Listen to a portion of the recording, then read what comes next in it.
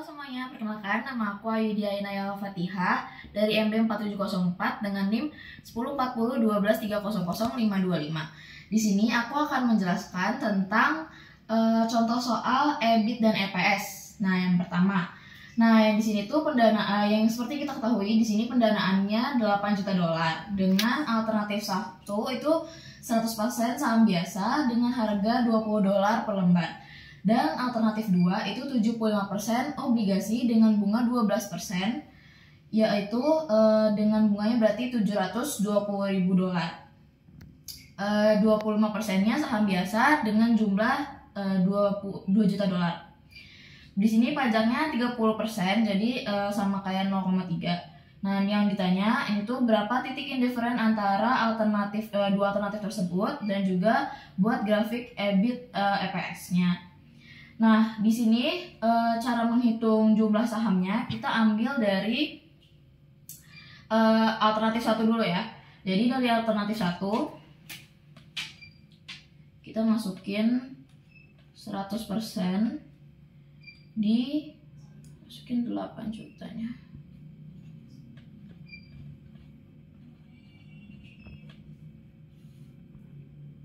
Per 20 lembar saham sama dengan 400.000 lembar.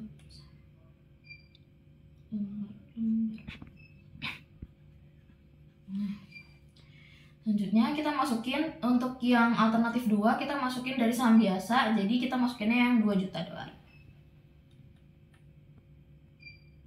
25%.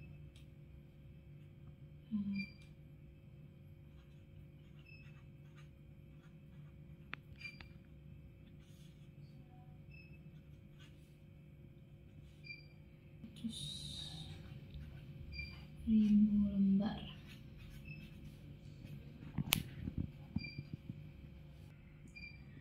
Nah, lanjut. Di sini kita masukin C-nya.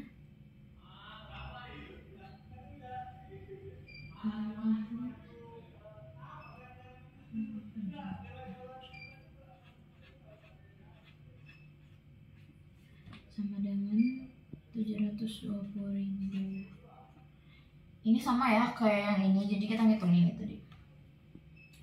Nah, untuk rumus EPS-nya sendiri, ini rumusnya untuk EPS 1, rumusnya X dikali 1 min T per S1. Nah, untuk EPS 2, rumusnya X min C dikali 1 min T per S2.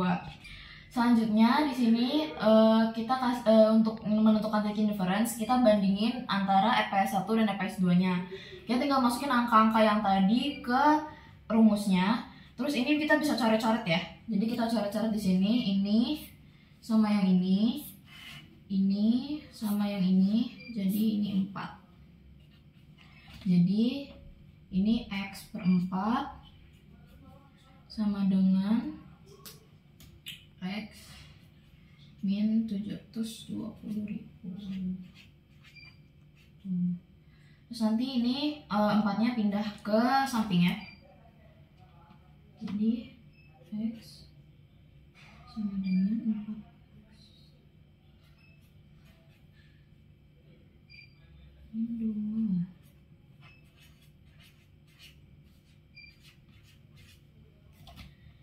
Jadi udah begini, kita pindahin X-nya ya ke depan. Jadi X sama dengan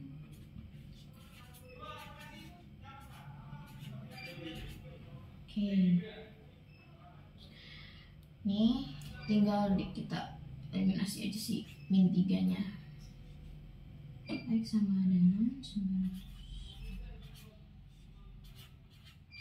Nah, kalau kita udah dapat hasil dari titik indifference-nya yaitu 960.000, kita substitusi ke EPS pertama. Jadi ini X-nya kita masukin ke rumus yang ini.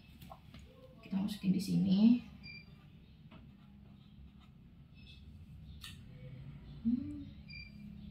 Jadi 1,68. Nah, kalau udah kayak gitu, kita buat grafiknya, kita misalin EPS-nya tuh 0. Jadi kita masukin kalau misalkan EPS-nya tuh 0. Jadi kita di sini punya titik di 720.000 sama di 900.000. Nah, titik indifference-nya ini kan di 1,68. Jadi di sini. Nah, untuk konklusinya sendiri, kalau misalkan EBIT itu kurang dari 960.000, itu kita pilihnya alternatif 1 dengan 100% saham biasa. Nah, kalau misalkan EBIT-nya lebih dari 960.000, itu kita pakai alternatif 2 yang campuran antara obligasi dan juga saham biasa. Oke, jadi soal selanjutnya itu dengan materi loan leasing. Nah, dari soal kita ketahui bahwa dana yang dibutuhkan itu ada di angka $75.000 dengan kurun waktu 3 tahun, bunga loannya 10%, pajaknya 35%, dan salvage value-nya 0. Di sini ditanyanya alternatif pembiayaan terbaik antara loan dan leasingnya. Nah, di sini udah ada rumusnya. Loan PMT itu dalam kurung 1 min dikali 1 tambah 0,1 pangkat min 3 per 0,1. Jadi kita masukin kita masukin loannya dulu ya, kan loannya udah dikasih tahu ya, di sini 75.000, jadi kita masukin.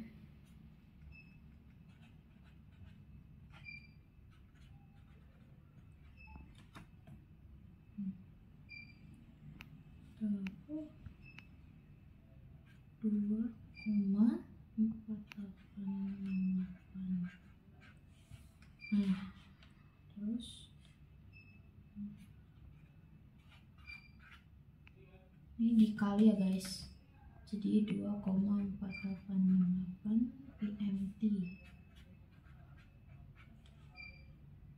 Nah, itu PMT sama dengan 30.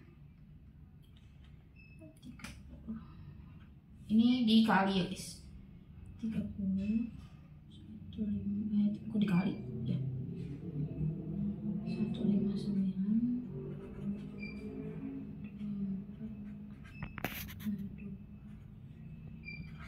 Oke, kalau kita udah dapat PMT-nya, kita masukin PMT-nya ke sini. Jadi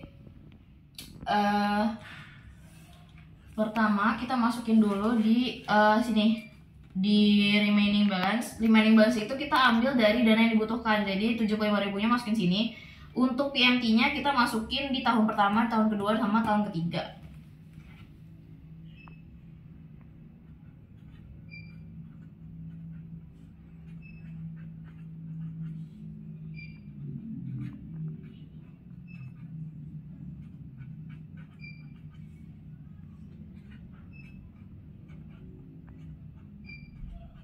Oke.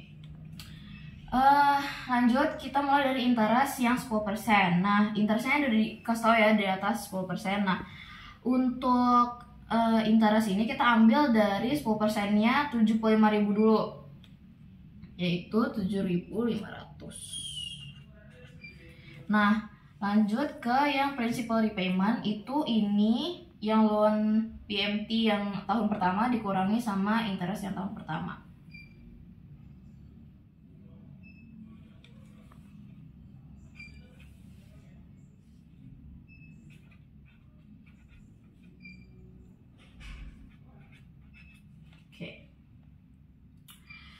Habis itu setelah dikurangi ini, kita kurangin untuk yang remaining balance ya, kita mau kurangin ini sama yang ini.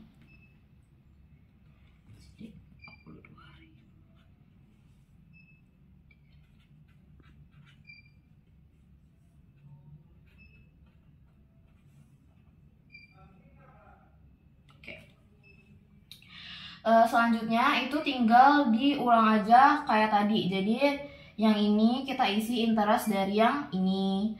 Terus selanjutnya sama kayak yang tadi stepnya.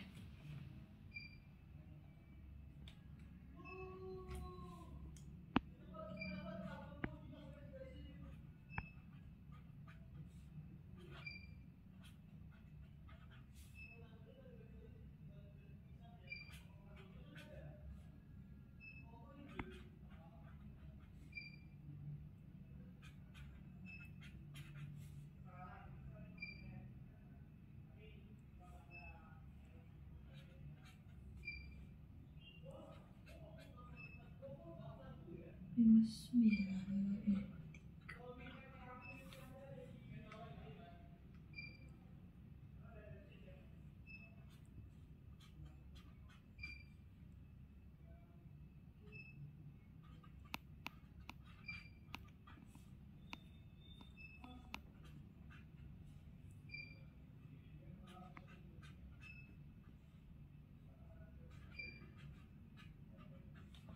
Oke, jadi yang terakhir ini 0 karena dia udah balik modal ya guys.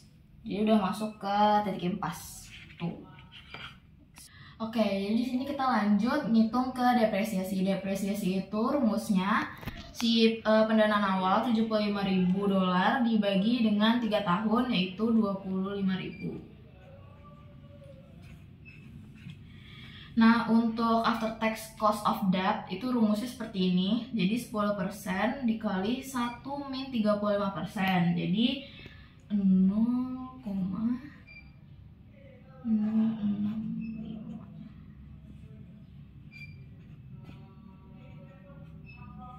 Oke.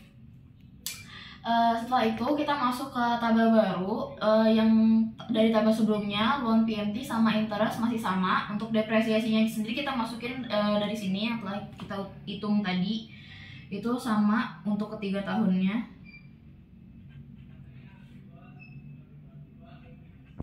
Oke. Untuk tax of shield itu kita tambahin dari loan PMT ditambah interest dikali dengan tax rate yaitu 35%.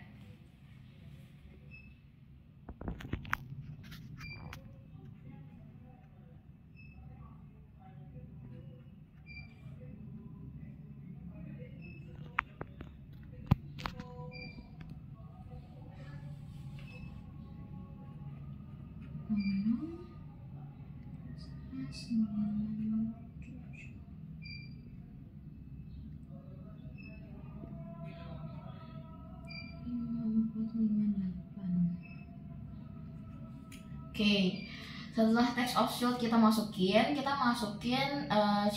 GOF after tax. Nah, GOF after tax itu kita dari loan PMT dikurang sama tax of shield.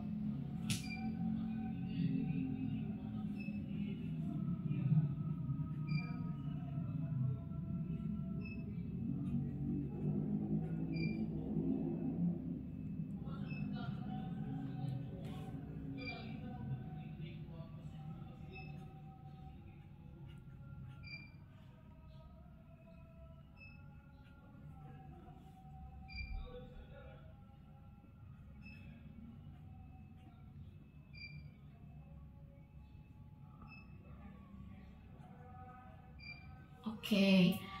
Nah, kalau misalkan COF of after tax-nya udah kita masukin PVF-nya. PVF-nya itu kita masukin dari sini ya. Jadi berapa persennya itu kita masukin dari sini. Jadi PVF-nya kita pakai 6,5%.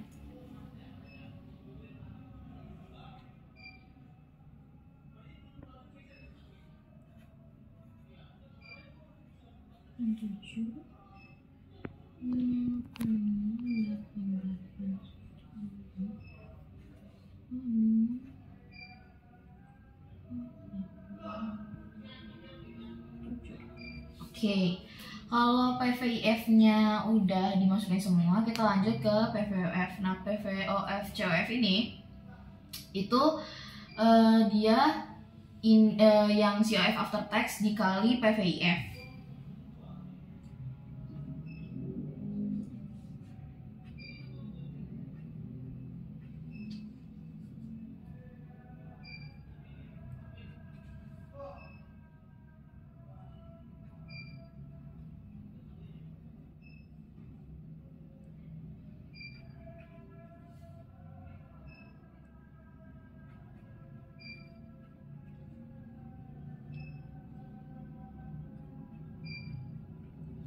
Nah, kalau udah ini PVOF COF-nya kita jumlahin semuanya ya.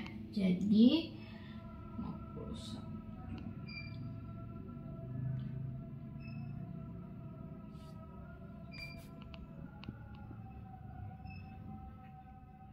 Oke. Lanjut di sini untuk list paymentnya sendiri kita ketahui dari soal itu berjumlah $27.000. Kita masuk ke tabelnya. Kalau di list payment kita langsung aja dari 1 sampai 3, jadi nggak perlu kita rinci. Nah, untuk list paymentnya kita masukin yang 27.000. Oke. Tax shieldnya sendiri itu 27.000 dikali sama tax rate-nya 35%.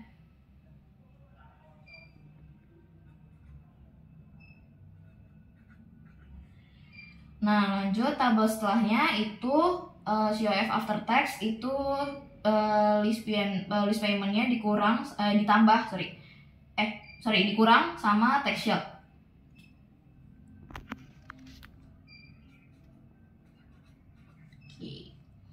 Lanjut ke PVFA itu sama dengan yang atas dengan PVF, di sini juga 6,5%.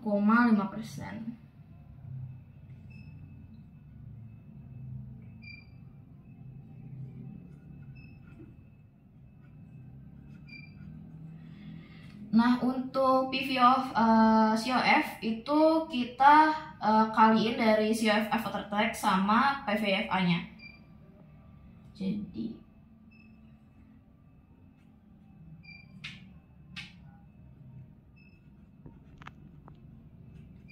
Oke.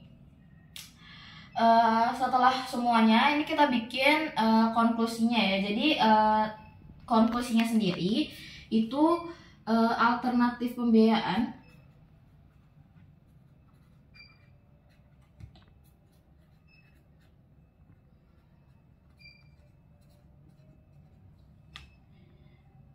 terbaik adalah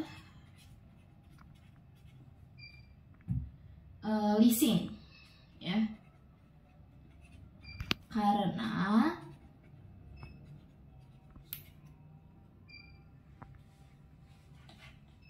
memiliki total PV of COF yang lebih kecil